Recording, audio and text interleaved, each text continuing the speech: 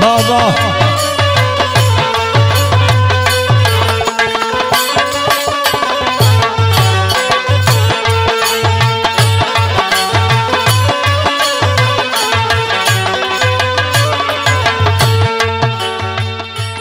मेरे प्यारे हिंदुस्तान के सम्मानित साथियों, आज एक नेता की मैं बात कर रहा हूं, नाम नहीं पकड़ूंगा।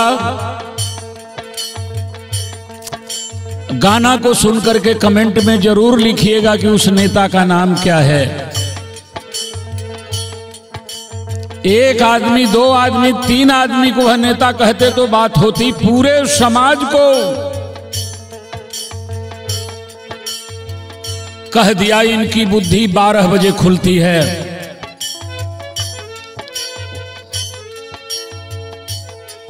उनसे मैं कहता हूं, क्या रेजांगला का इतिहास आपने पढ़ा है? 1962 में चीनी सैनिक 7000 और कुमायूं रेजिमेंट के 120 अहिर एक तरफ, सामने मौत है, दूसरी तरफ देश है। मौत को चुने कि देश को चुने? इतिहास पढ़िए। 120 अहिरों ने इस देश के लिए कुर्बानी दे दी। उसमें से एक शैतान सिंह पकड़ा गया था, रिहा हुआ, और रिहा होने के बाद तुरंत शहीद हो गया।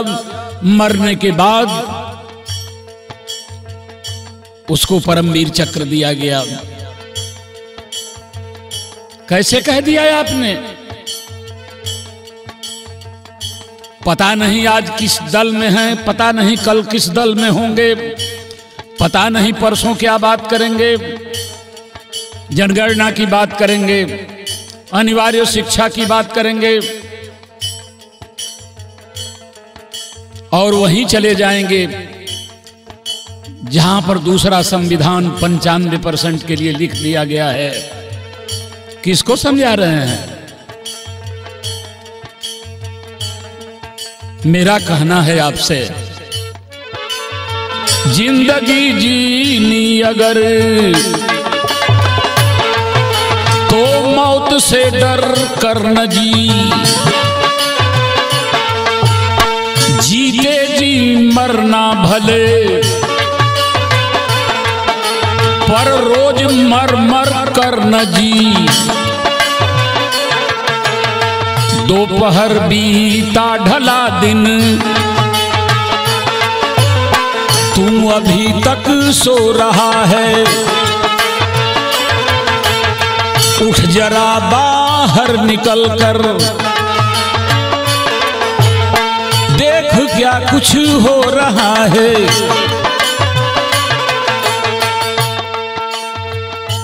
आज नाई समाज के ऊपर पेशाब किया जा रहा है। किसके द्वारा? मध्य प्रदेश में आदिवासियों के सर के ऊपर पेशाब किया गया। किसके द्वारा? मणिपुर में बहन बेटियों को नंगा किया गया। किसके द्वारा? और सुनिए, मंगरू जी, हवाई जहाज में महिला के ऊपर पेशाब किया गया। किसके द्वारा?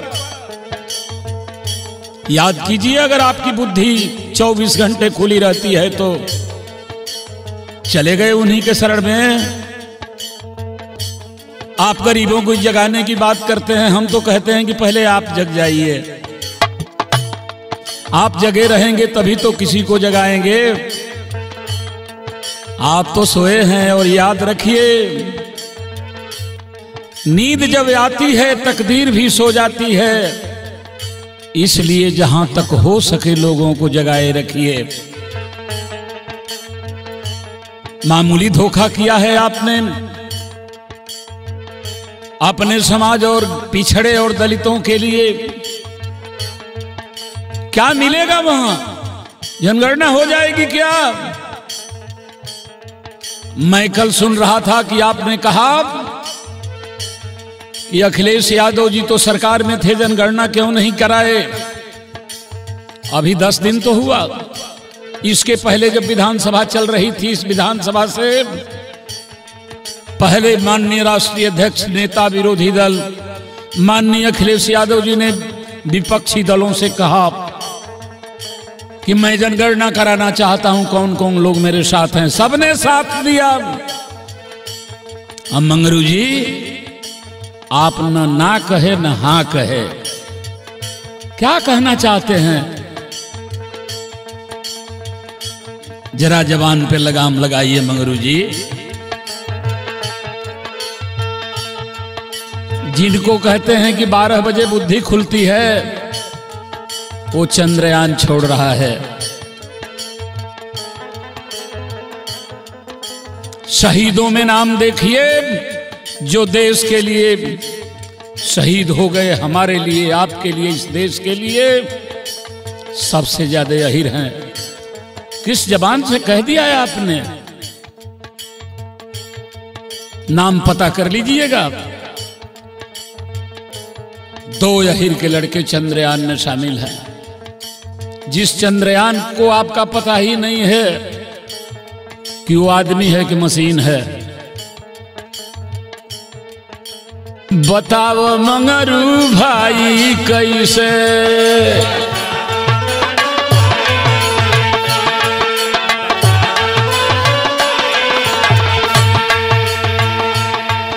अरे बताओ मंगरू भाई, बताओ मंगरू भाई हो, बताओ मंगरू भाई कैसे 2 अहीर पहुंच गए चंद्रयान में जाई। बताओ मंगरू भाई कैसे चंद्रयान में जाई।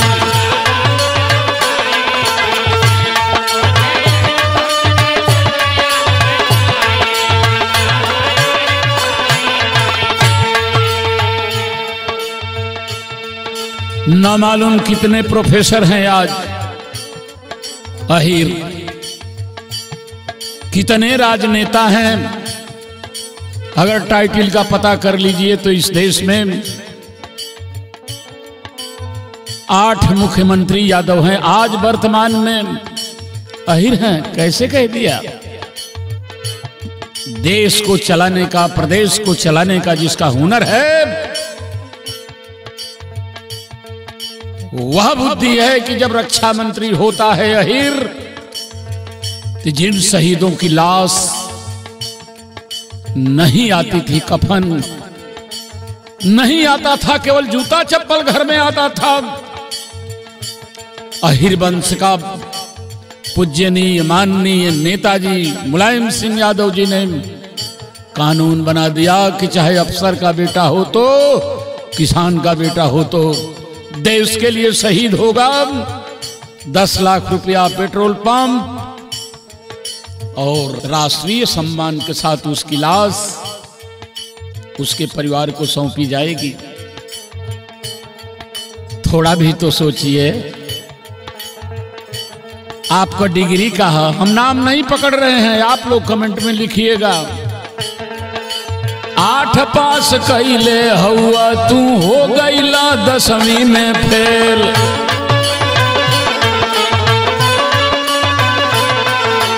पास करावल जाई तोहके नकल कराए ढकेल ढकेल।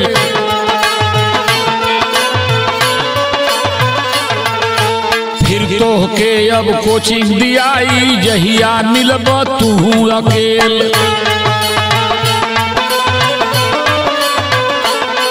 अरे ओबीसी का हुआ लेकिन ओबीएसी से करे लखेल।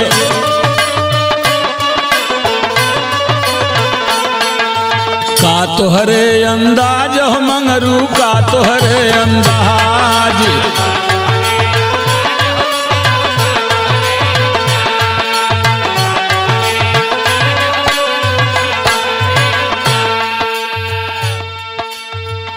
चंद्रयान योजना में जो शामिल 2 अहीर रहे, बतला दीजिए।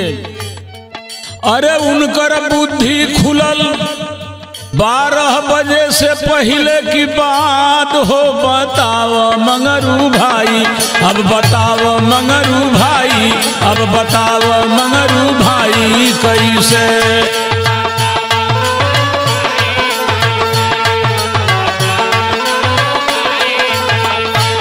बोला सही सही ना तो होई पिटाई, बतावा मंगरू भाई कैसे।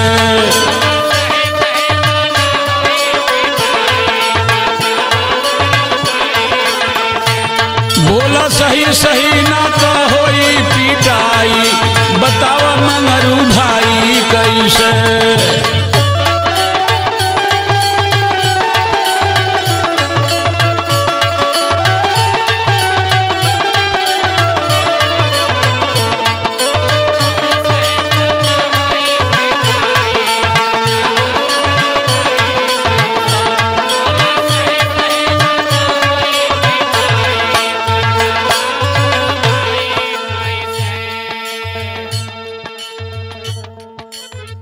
चले भी गए तो बड़ी बुद्धि वालों के पास।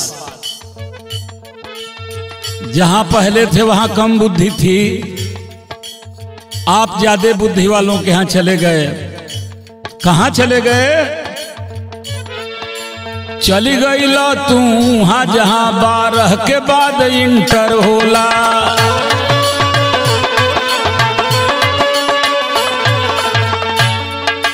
बाएं बीए वाला बा दहिने एमए वाला झोला।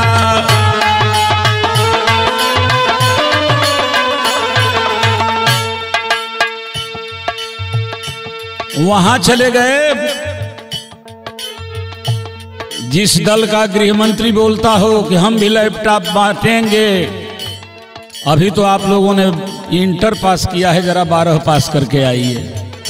बड़ी अच्छी बुद्धि वालों के यहाँ आप पहुंच गए।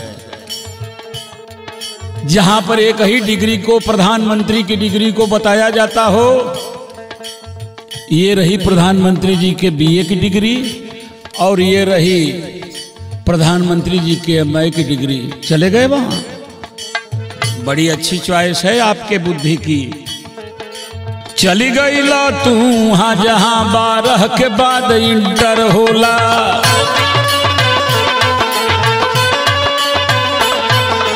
बाएं बीए की डिग्री दहिने एमए वाला झोला।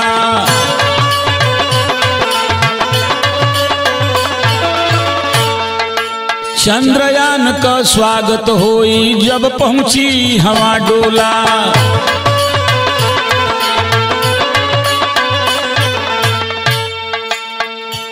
पत्रकारों ने पूछा कि चंद्रयान के बारे में आपका क्या ख्याल है।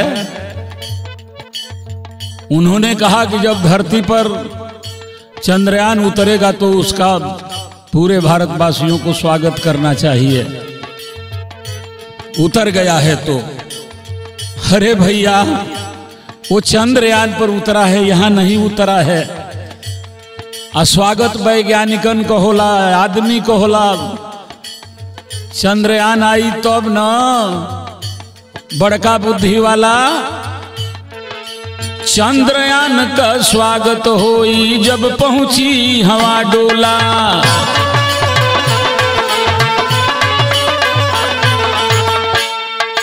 अरे यार वो आदमी ना हो मशीन वाला गोला।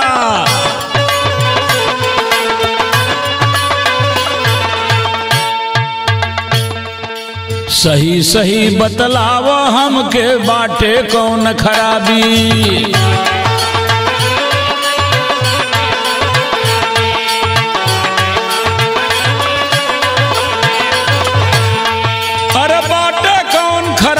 मंगरू बाटे कौन खराबी।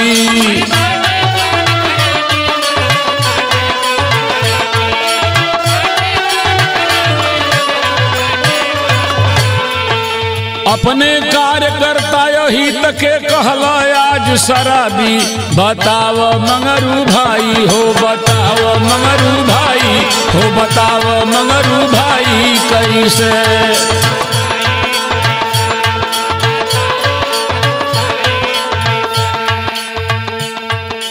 मानसिक संतुलन तुहार बिगड़ गई बा मंगरू जी।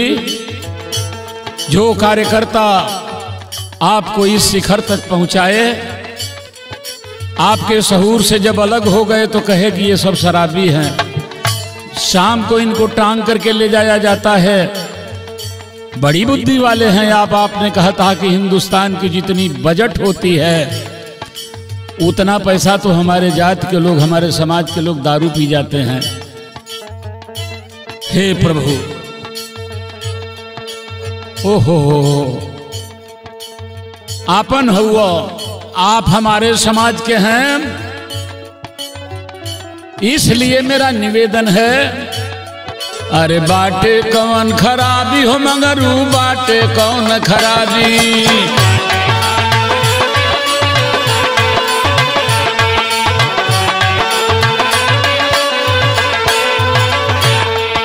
अपने कार्यकर्ता ही तन के बोलल आज शराबी, बताव मंगरू भाई कैसे।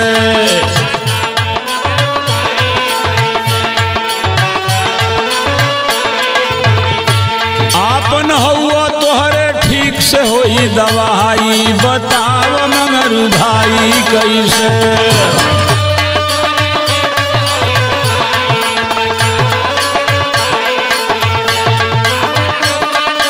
ठीक से होई दवाई।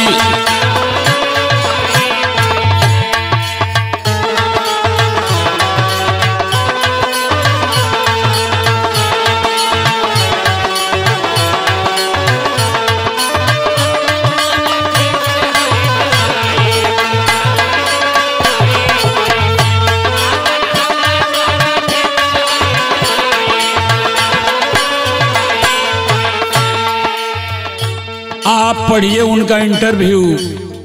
कह रहे हैं कि बिंद बिहार बहेलिया बंजारा कहार कुहार लोहार कबाड़ केवट विषाद हम कोई चथरू मंगरू थोड़े हैं कि डर जाएंगे। हम फलाने समाज के हैं, फलाने के वंशज हैं, डरने वाले नहीं हैं, हमारा नाम मंगरू है। इन्हीं जातियों का नाम लेकर के आप आगे बढ़ना चाहते हैं और कहते हैं कि ये डरपोक हैं। आज वही आपको कह रहे हैं। बिंद बिहार बहेलिया बंजारा बोले का हो अब मंगरू।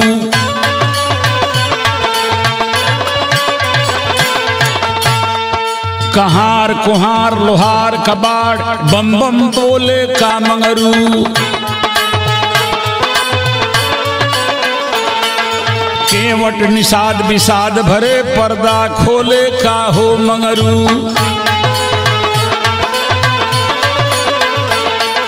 झगरू चथरू चिरकुट चतरी कही डोम कहे का हो मंगरू।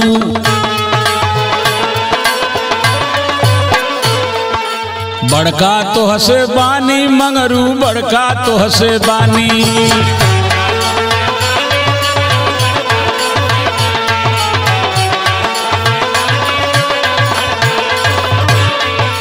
के कहतबा कौन कह रहा है कि आपसे बड़े हैं? मुसहर कहें कि तू छोटका हम बानी बड़का भाई।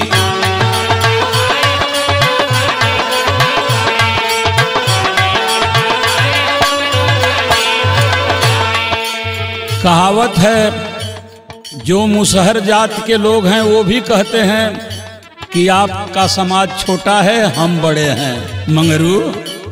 आज सभी जातियां कह रही हैं ये भैया मुसहर कहे कि तू छोटका हम बानी बड़का भाई।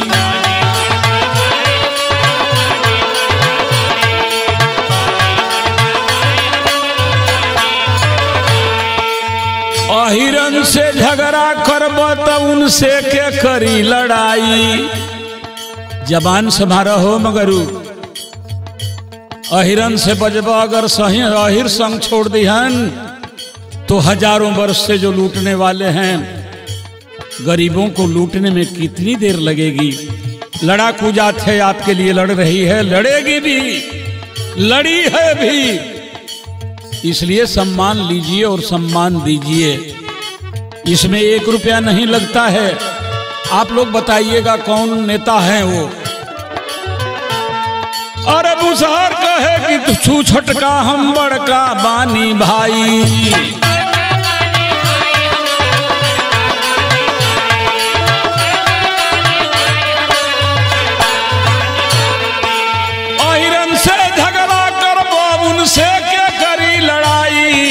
बताव मंगरू भाई कैसे।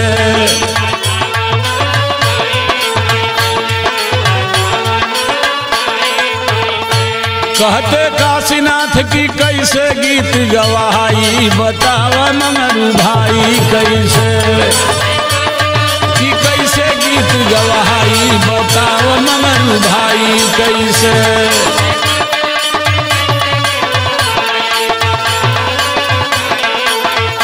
काशीनाथ कहे कि कैसे गीत गवाई हो बताव मंगरू भाई कैसे।